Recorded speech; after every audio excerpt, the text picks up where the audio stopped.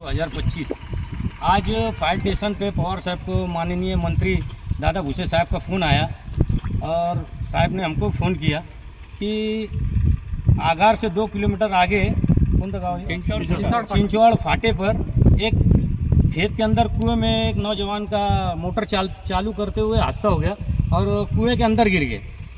हमको मंत्री साहब ने जब मैसेज दिया, पवार साहब ने एक टीम लेके मेरे को यहाँ गांव में भेजा और मैंने यहाँ आकर कम से कम 40 फीट पानी है, 15 से 20 मिनट के अंदर सर्च ऑपरेशन शुरू किया और 20 मिनट के अंदर 40 फीट पानी से उस व्यक्ति को निकाल कर गाँव वाले और पुलिस वाले को ताबे में दिया।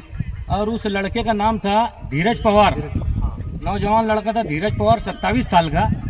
उसका खेत की मोटर चालू करने के वक्त कुएं में गिरने से हादसा हो गया।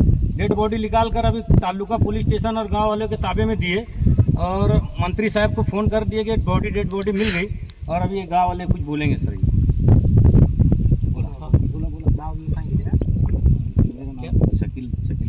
शकील भाई, इसने कुएं में नीचे उतर गए, उसको निकाल लिया बॉडी को। बहुत अच्छा काम किया उसने।